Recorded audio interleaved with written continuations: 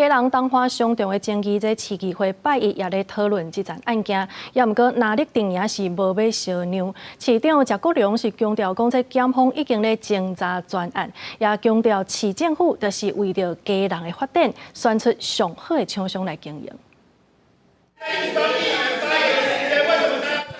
连夜议员要发现党团随发动攻势，假牌要去基隆市长谢国良边仔抗议，哪里发生冲突？议长董主义宣布休困，缓和气氛。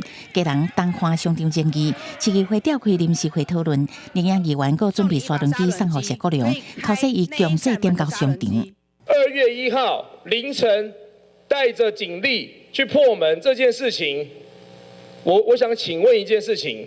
这跟帮哪个厂商维护？如果今天前手厂商是微风，下手厂商是别人，我们一样会这么问。检调已经主动介入侦办了，向市政府要资料了，要谢国良市长触伤案的所有资料，也要了林佑昌市长触伤案的报告资料，查结果出来，看是林佑昌图利 NET， 还是谢国良图利微风。连夜要求市政府提供招标文件，佮说明点交动用警察的过程争议。不过，那样要求市政府先说明前市长林佑昌任内东华商场 OT 案变更做 ROT 决策过程，那里对象谢国良一直到下晡才顺利上台报告。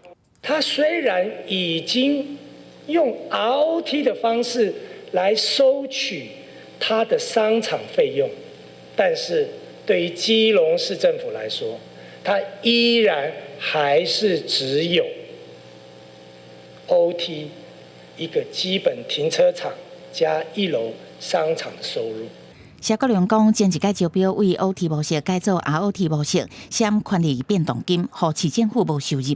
专案已经进入司法程序，希望检方查清楚。伊嘛讲2个基本原则：第一是对慈善爱捍卫到底；第二就是诚信招标。市政府是为了基隆发展，会选出上好的厂商来经营。记者综合报道。